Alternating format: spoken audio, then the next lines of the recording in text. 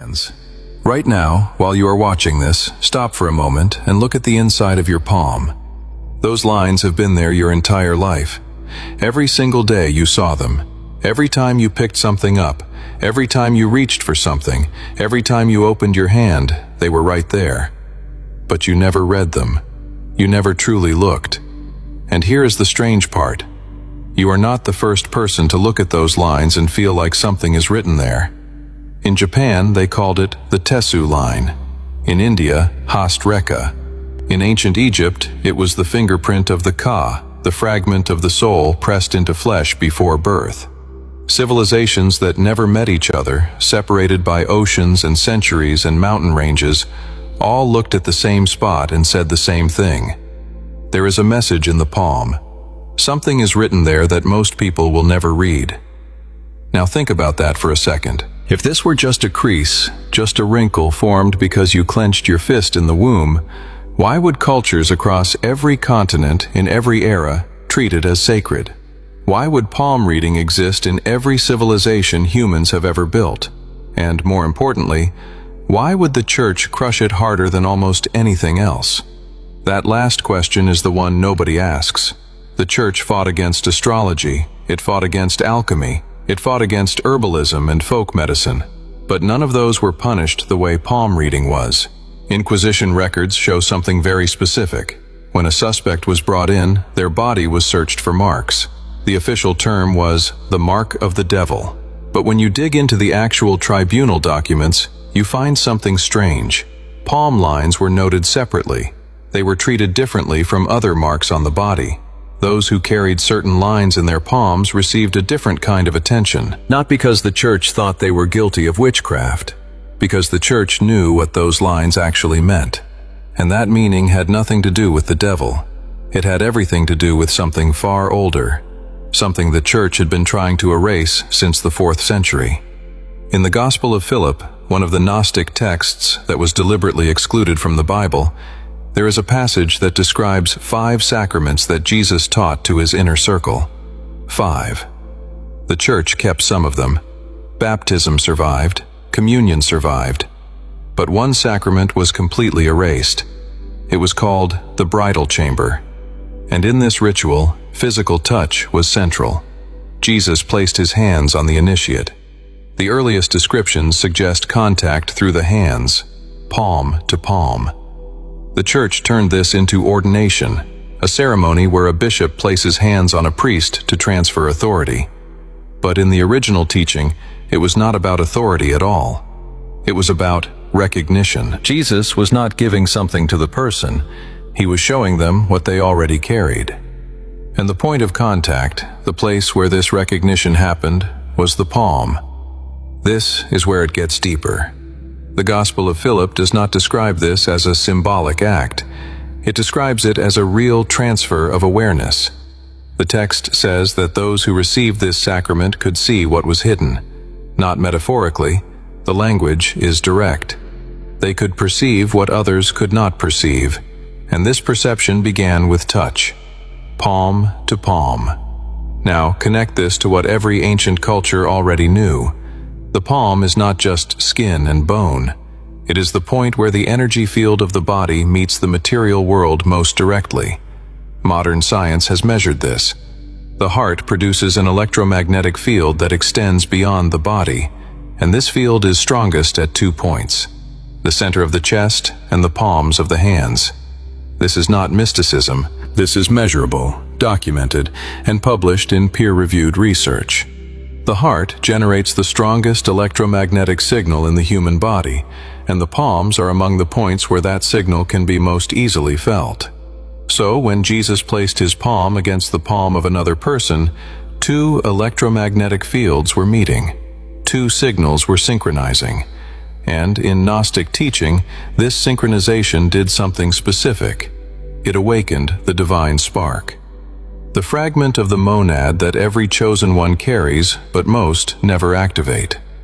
The Apocryphon of John, another text found buried in the Egyptian desert and kept from the public for over 30 years after its discovery, describes how the monad placed a piece of itself inside certain human beings before they were born. Not all humans, certain ones. The text calls them pneumatics, those of the Spirit. And this fragment, this divine spark, was placed in the body at specific points that the demiurge, the false creator of the material world, could not see. Because the demiurge built the body but did not build what was hidden inside it. The palm was one of these points. And the line in your palm, the one you have looked at 1,000 times without understanding, is not a wrinkle. It is a signature. The monad does not write in ink. It writes in frequency. And that frequency is embedded in the very structure of your hand. Think about why modern medicine calls these lines palmar creases and moves on. The explanation is mechanical. The baby clenches its fist in the womb, the skin folds, and the creases remain. Simple. Case closed. But that explanation has a gap it never addresses. If these lines are just folds from clenching, why is every single human palm unique? Fingerprints are unique, and science accepts that they serve as individual identifiers. But palm lines are treated as meaningless accidents. Nobody asks why they are unique. Nobody asks why the pattern is different for every single person who has ever lived. Because asking that question opens a door that modern science does not want to walk through. The Gnostic texts walked through that door 2,000 years ago. The Gospel of Thomas, saying 70, contains a line that most scholars gloss over. Jesus says, "When you bring forth what is within you, what you bring forth will save you. If you do not bring forth what is within you, what you do not bring forth will destroy you." This is not a metaphor about being authentic. Read it again in the context of the Nag Hammadi library. What is within you is the divine spark. Bringing it forth means activating it. And the destruction he speaks of is not punishment. It is the slow erosion that happens when a pneumatic being lives an entire life without ever recognizing what they carry. The line in your palm is the marker of what you carry. And right now, as you listen to this, your body already knows something your mind is still catching up to. Place your hand on your chest right now. Your dominant hand, palm flat against the center of your chest. Feel the warmth. That is not just body heat. That is two electromagnetic fields meeting. Your palm and your heart, the two strongest points of your energy field, are now in contact. And something is happening right now that you can feel if you pay attention. A subtle pulse, a warmth that seems deeper than the surface of your skin, a sense of something aligning. This is what Jesus taught in the bridal chamber. Not theology, not philosophy, a physical practice that produces a physical result. The church erased it because it does not require a priest. It does not require a building. It does not require permission. It only requires you and the body you were given. Now let me show you what the Inquisition was really afraid of. When Gnostic communities practiced this recognition, something happened that the institutional church could not tolerate. People stopped needing the church. They stopped confessing to priests because they could access their own inner knowing. They stopped attending services because the connection they sought was already inside them. They stopped fearing God because they realized the God the church described was not the true source. The true source, the monad, had already placed a piece of itself inside them. And once a person recognized that, no institution could control them anymore. This is why palm reading was hunted so aggressively. Not because it was superstition, because it pointed people inward. Every other forbidden practice the church fought against pointed outward. Astrology looked at the stars. Alchemy worked with materials. Herbalism used plants. But palm reading said, look at yourself. Look at your own body. The answer is written in your own flesh. And that was the most dangerous message possible for an institution that depended on people looking to it for answers. Now here is what you need to understand about the line itself. The Gnostic texts do not describe a specific shape. They do not say, look for a cross or look for a star. That is the corruption that came later when the original teaching was diluted into fortune-telling. The real teaching is not about the shape of the line. It is about the frequency beneath it. Every line in your palm carries a subtle vibration. You have felt this before without knowing what it was. When your palms tingle for no reason, when you feel heat in your hands during moments of strong emotion, when your hands seem to pulse or buzz in complete stillness. That is not a medical condition. That is the frequency of the monad signature responding to your state of awareness. The more aware you become, the stronger it gets. The more you ignore it, the quieter it becomes. But it never disappears. It cannot. Because the monad placed it there before you were born, and the demiurge does not have the ability to remove what the monad has written. Tonight, before you sleep, you are going to do something that has not been done openly since the 2nd century. You are going to activate the connection between your palm and your core. Here is how. Lie down in a quiet space. Place your dominant hand flat on the center of your chest, palm down, fingers relaxed. Close your eyes. Do not think about anything. Just direct your attention to the point where your palm meets your chest. You will feel the warmth first. Let it build. Do not force anything. Within a few minutes, the warmth will deepen. It will feel like it is coming from inside your chest, not from your hand. This is the synchronization beginning. Your palm frequency and your heart frequency are aligning. Now here is the part that the Gnostic texts describe, but the Church never wanted you to know. During this alignment, something shifts in your awareness. You may not notice it tonight. You may notice it tomorrow morning. But within 3 days of doing this practice, you will begin to experience specific signs. Your perception will sharpen. Things that used to confuse you will suddenly make sense.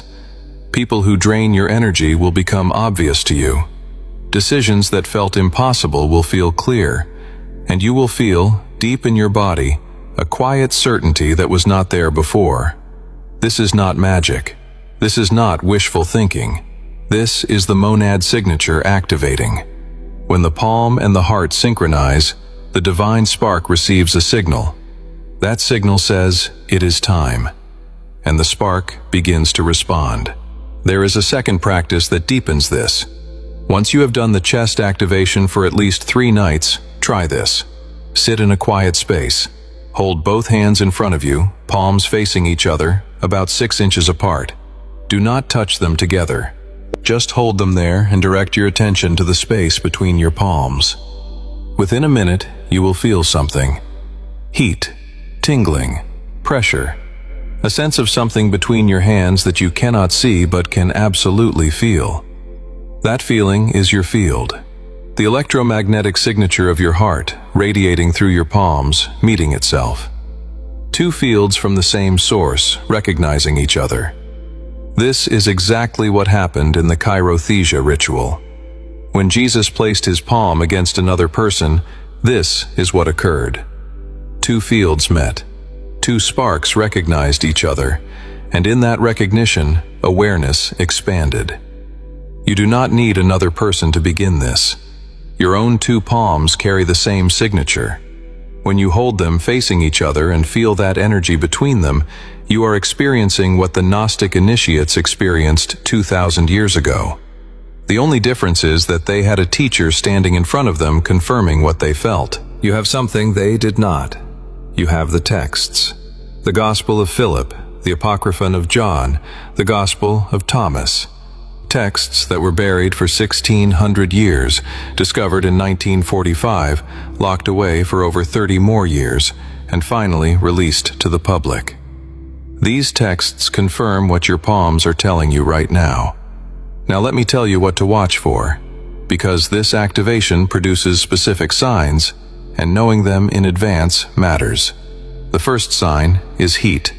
Not surface warmth, but deep heat, as if something inside your chest is generating its own temperature. This usually happens on the 1st or 2nd night. Do not be alarmed by it. That heat is the spark responding. The second sign is clarity. You will wake up one morning and your mind will feel different, quieter. The constant noise, the mental chatter, the endless loop of worry and doubt and second guessing, it drops. Not because you forced it, because something beneath it activated and the noise lost its grip. This usually happens within the first week. The third sign is recognition. You will start noticing other people differently. Certain strangers will feel familiar. Certain faces will stand out in a crowd for no logical reason. This is not coincidence. Once your spark activates, it begins to recognize other sparks. The pneumatics find each other. They always have. The monad did not send its fragments into the material world alone. It sent them in clusters. And when one activates, it begins to sense the others nearby. The fourth sign is the one that surprises most people: resistance. After the first few days of clarity and warmth, there will be a morning when you wake up and everything feels flat again. The doubt returns. The inner voice says it was nothing. It was placebo. You imagined it. This is not failure. This is confirmation. The archons operate in cycles. When a spark begins to activate, the frequency around that person shifts, and the archons notice. They cannot touch the spark itself because the monad placed it beyond their reach. But they can manipulate the mind. They can send doubt. They can send fatigue. They can make yesterday feel like a dream. If you experience this, do not stop. Push through it. That resistance is not evidence that the practice failed. It is evidence that the practice worked. The system does not attack what poses no threat. If nothing was happening, nothing would try to stop you. Right now, there might be a voice inside you questioning this. Too simple, it says. Cannot be real. Sounds like every other video. Notice that voice. Where is it coming from? Is it yours? Ask yourself honestly. When you felt that warmth in your chest a moment ago, when you placed your hand there and something responded, was that voice speaking then? Or did it show up after? The timing matters. The recognition comes first. The doubt comes second. And the doubt always has a purpose. It exists to make you put your hand down, close this video, and forget what you felt.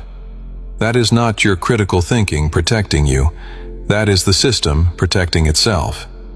The Gospel of Thomas, saying 3, says the kingdom is inside you and outside you. When you come to know yourselves, then you will be known.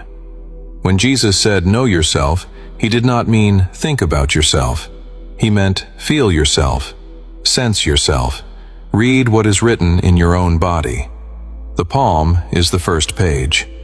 Let me bring this together. Every ancient culture saw it.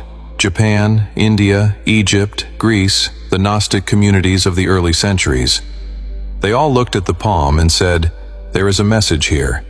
Then the church systematically destroyed that knowledge.